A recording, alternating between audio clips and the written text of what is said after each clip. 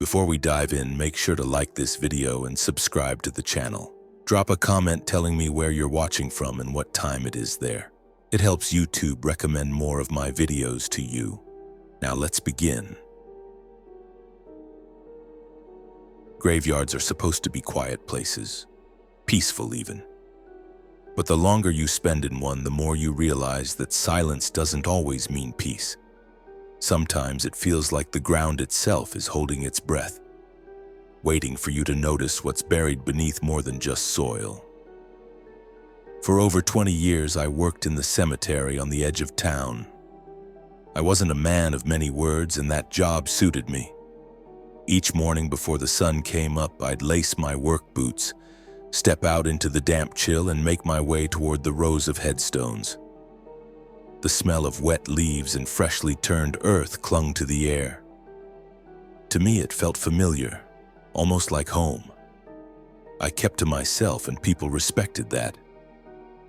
My work was honest, trimming grass, setting stones straight, digging fresh graves when needed. No one questioned how I managed to stay in a job that most people wouldn't last a week doing.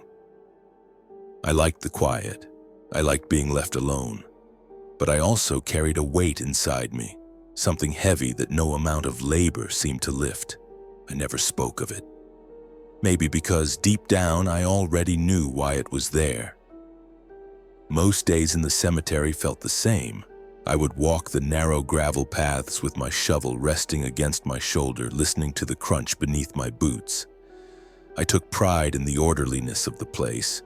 Headstones straight, grass trimmed, flowers cleared before they wilted into decay.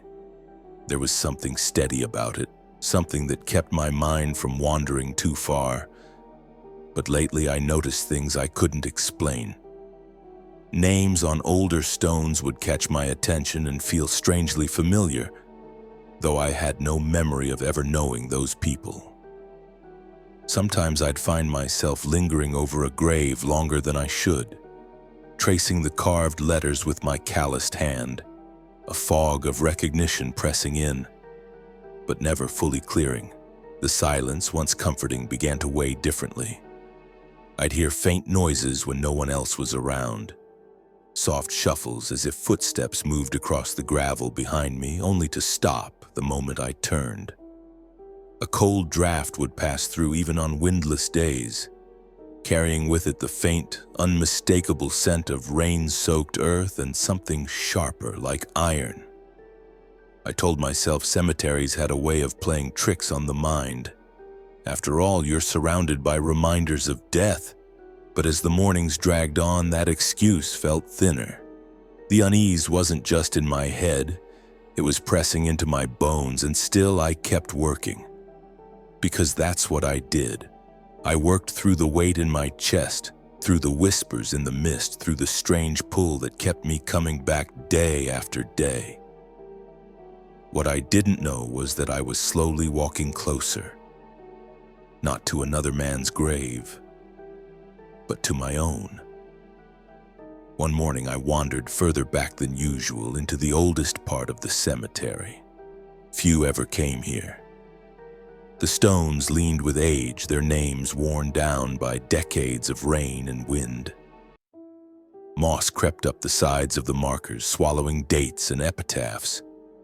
The earth was uneven, as if the graves themselves were slowly sinking into the soil.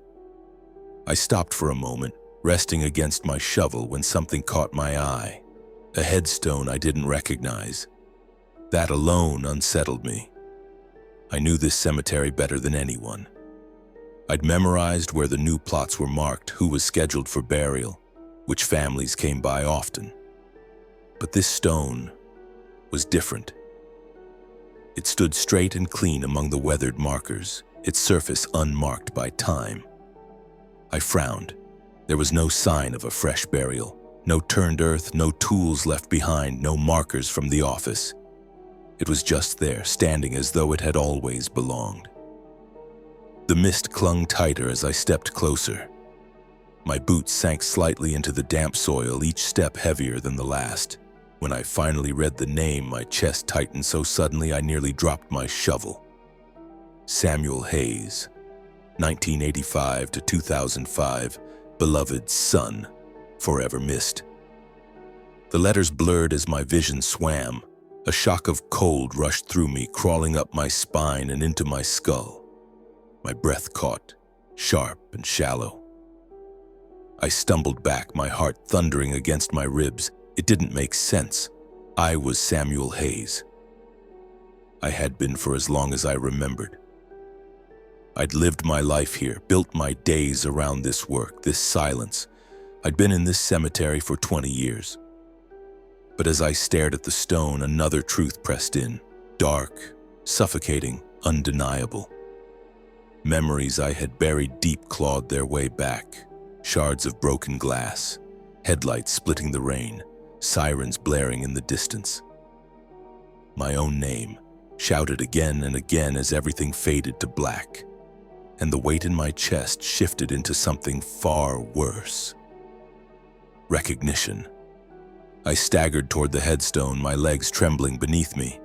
I pressed a hand to the polished granite, half expecting it to dissolve beneath my touch. But it didn't. The stone was cold, solid, carved deep with my name and the years that didn't add up with the life I thought I'd been living. No. The word slipped from my mouth, weak and broken. I looked around, desperate for some explanation. Maybe it was a cruel prank. Maybe someone had set it there as a mistake. But inside, I already knew better. The more I stared, the louder the memories grew, the rain pouring down on twisted metal, the sound of glass shattering, the weight of my chest collapsing as I gasped for air that wouldn't come. Voices urgent, panicked, calling my name, but each time weaker, further away. I squeezed my eyes shut, but it only made the images sharper. My calloused hands, the endless days of work, the silence I had lived in, they all wavered like smoke. I had clung to them because they were all I had. But they weren't real. They were fragments, a routine my mind had built to keep me from seeing the truth. A gust of wind cut through the mist, rattling the nearby branches. I spun, heart hammering. For a moment, I swore I saw movement among the graves, shadows slipping between stones, watching me. The cemetery no longer felt like a place I tended.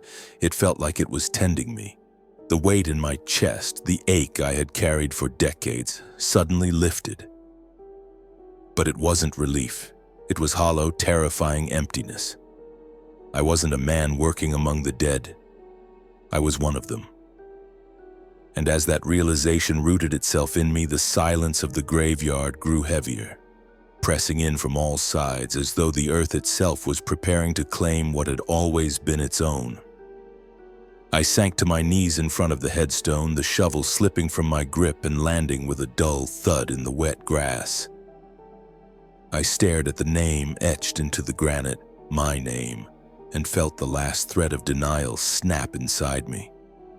For years, I had believed the ache in my chest was the burden of living, a weight carried by a man who'd seen too much loss. But now I understood. It hadn't been life pressing down on me. It was death, reminding me every single day that I didn't belong here. The graves I tended weren't strangers' memorials. They were companions. I had been among them all along. The mist thickened, curling low across the ground. The cemetery, my supposed place of work, no longer looked like a workplace. It looked like what it had always been, a resting place. My resting place. I reached out and touched the stone once more, my hand trembling. The cold seeped into my skin, spreading upward until I felt it settle deep in my bones. For the first time, the weight in my chest was gone. But the emptiness it left behind was worse. The silence pressed close, suffocating and absolute. And in that silence, I finally understood why the cemetery had always felt like home. Because it was. So before I even begin this story, it's not mine. It's my cousin's. He told me this once when me and him were hanging out at my apartment late at night. and we were actually talking about scary experiences while browsing YouTube and listening to scary stories. I'm a bit of a creepypasta nut, if not all things horror. But I don't believe in the paranormal or anything in the line of cryptids, ghost-ism. Trust me, I love the thought of all the scary things that could be out there, and I like creepypastas as much as the next guy. But what my cousins told me, I don't really know what to make of it. It was around 2 a.m. at this point, and we got to a video about scary experiences at a graveyard. I know, super cliche, I can see some of you rolling your eyes now, but that's when my cousin paused the video and turned to me. We'd often do this through videos. We'd pause it and kind of comment on the scary things we'd remember that we'd experienced. So this is his story from me to you, one mouth to another. It was Saturday and the day was coming to an end. The sun was just barely shining through the trees and onto your average suburban houses, and everything had a certain glow to it. Me and my buddies Alex, Michael, and Austin had all been hanging out for the day.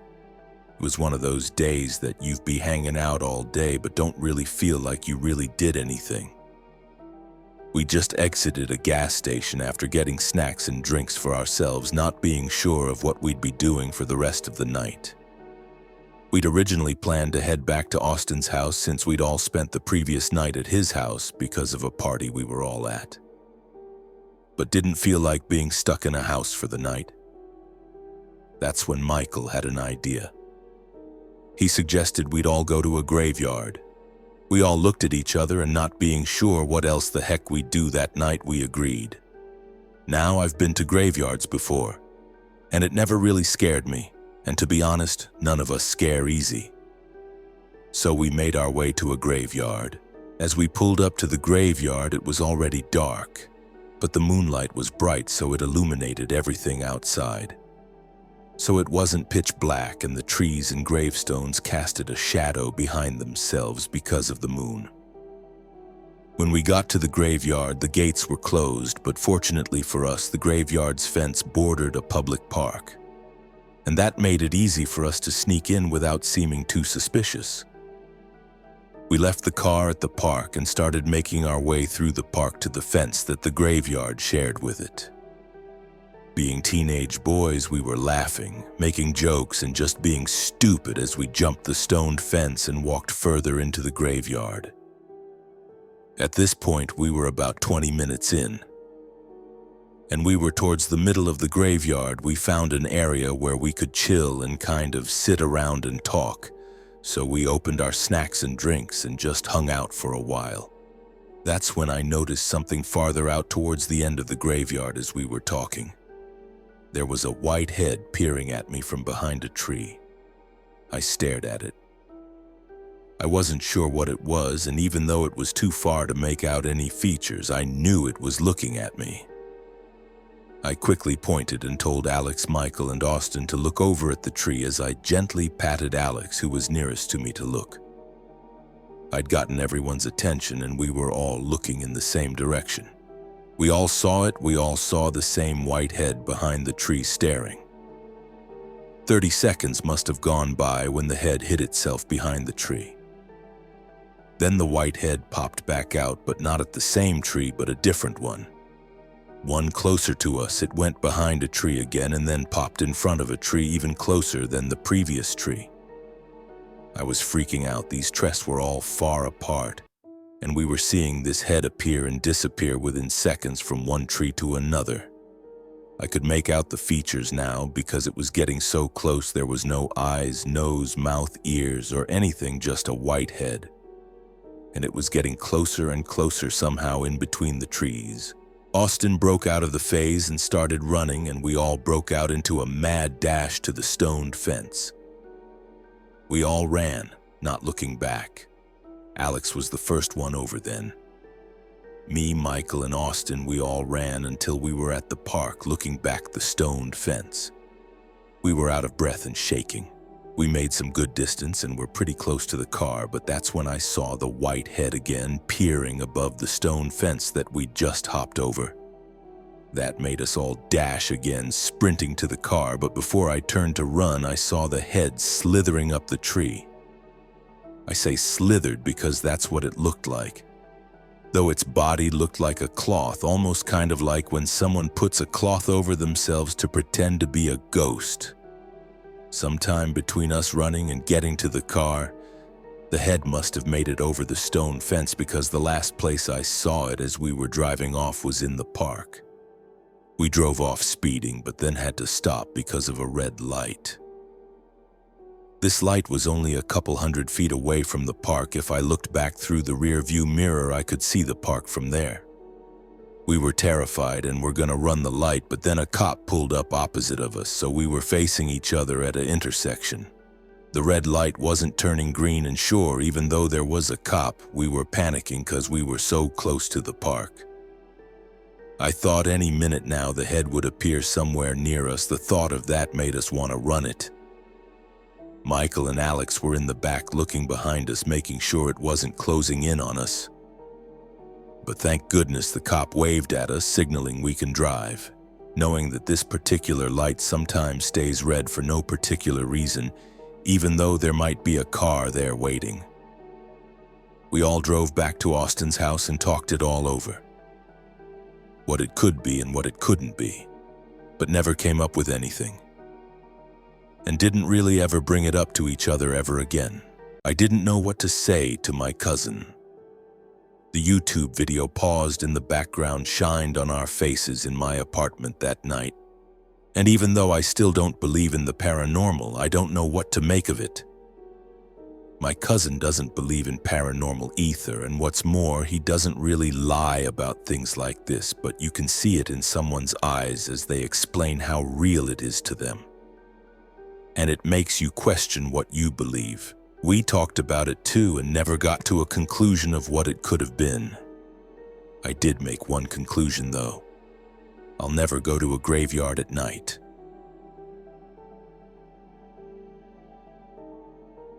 This isn't fiction. I want to make that clear right away.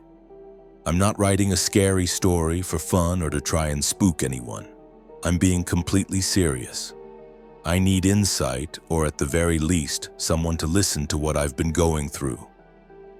Because I lived on haunted lands right next to Indian burial grounds, and I think something from there followed me. I'm not going to disclose the exact location because I still have family living in that area and they want nothing to do with public attention. But I can tell you this much. I lived on that property for the first 10 years of my life. I moved back when I was 15, stayed until I turned 18, and then left again. Mostly because of what was happening there.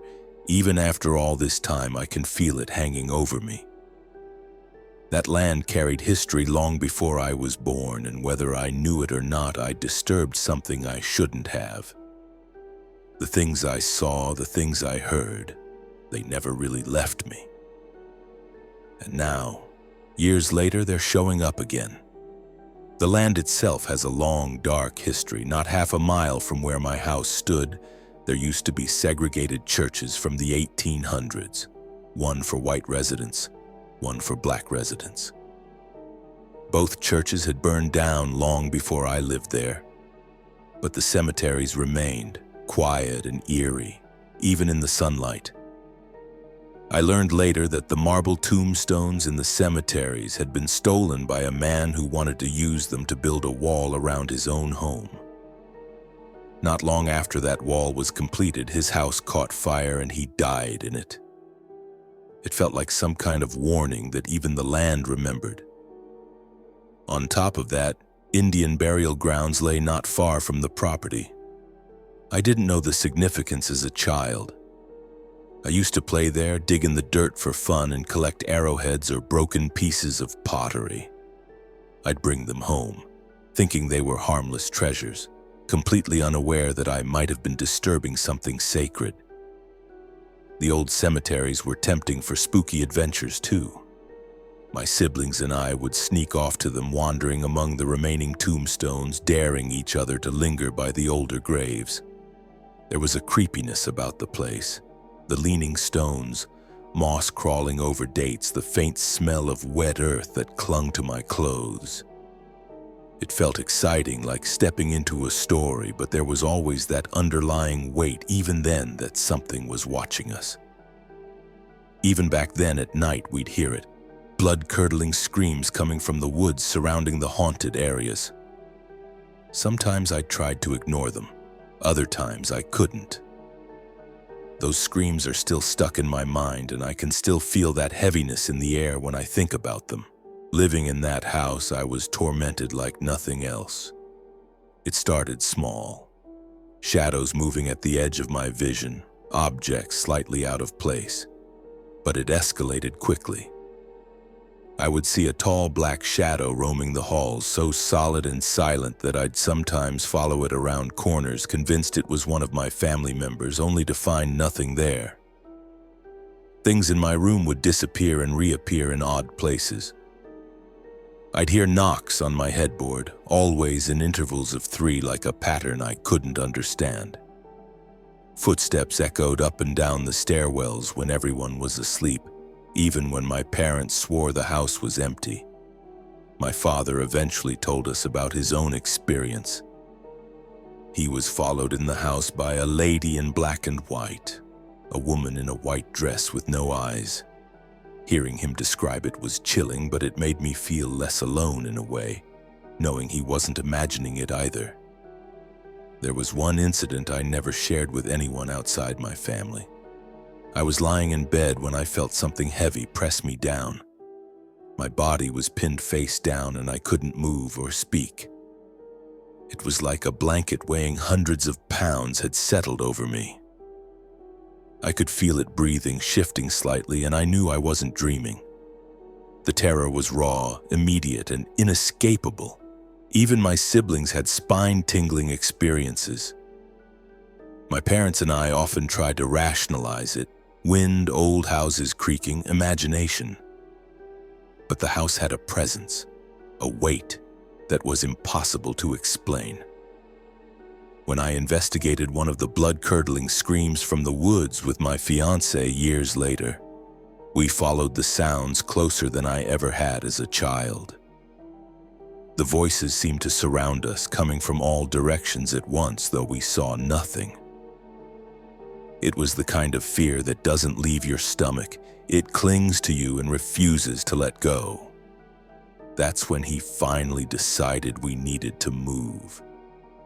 Even after leaving, I carried the memory of that shadow, those knocks, that heavy pressure, and the oppressive feeling of being watched.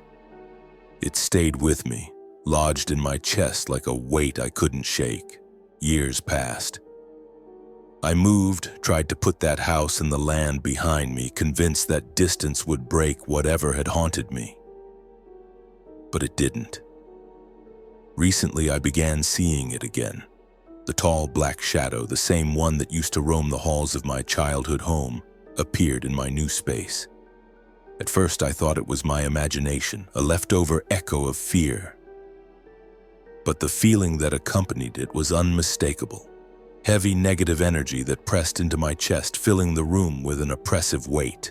I felt my pulse spike, my stomach knot, just knowing it was there. What's worse, my sister, who lives far away, has started seeing the figure too. The same tall shadow, the same feeling of suffocating dread. Moving didn't help either of us. Whatever it is, I have no doubt now that it's attached to me and maybe in some way to my family. Every day, the presence reminds me it hasn't left. I catch glimpses at the edge of my vision. I feel it behind me or hovering near doors and corners. The air grows colder, heavier, sometimes carrying the faint scent of wet earth or decayed leaves. My sleep is broken, haunted by that same sense of paralysis I experienced as a child. I try to rationalize it, to convince myself that it's a memory, a trick of my mind. But my body doesn't lie. I feel it. I know it's real. And it isn't just a fleeting thing, it's persistent, patient, and relentless. The most frightening part is understanding that I can't run from it. Moving houses, leaving the land, even trying to distract myself with normal life hasn't made a difference. It's as if a part of that haunted land followed me, bound to me, refusing to be ignored. I'm starting to feel cornered, like whatever this is knows I'm aware of it now and is waiting for the right moment to make itself undeniable. And every day I'm reminded of the terrible truth. Escaping the land didn't free me. It's still with me. I don't know what to do anymore. I've moved, tried to create a safe space, but it follows. The shadow, the weight, the oppressive energy, they've returned with a vengeance. I can feel it pressing into my life, into my home, into my thoughts. Even my sister sees it now, far away, and I realize this isn't just tied to a place anymore. It's tied to me. I've exhausted every rational explanation, sleep deprivation, imagination, childhood trauma, none of it fits. I've lived through it before, and I know the difference between fear and this presence. It's patient, silent, but always there. It's in the corners of my vision, in the chill that suddenly drops the room's temperature, in the heaviness that settles over me like a physical weight. I'm terrified of going through what I experienced as a child. The inability to move, the feeling of being pinned down, the black figure looming above me. And I fear it's only a matter of time before it escalates. I've come to the harsh truth. Moving away didn't save me. Distancing myself from the land didn't matter. Whatever was attached, whatever I disturbed as a child followed me, waiting all these years. I share this because I need someone to understand, someone to advise because I can't handle it alone. I can't go back and I can't seem to move forward. And as I write this, I feel it again. Watching, waiting, patient. It hasn't left. It never will. And that's a wrap for today's video. I hope you enjoyed these chilling stories.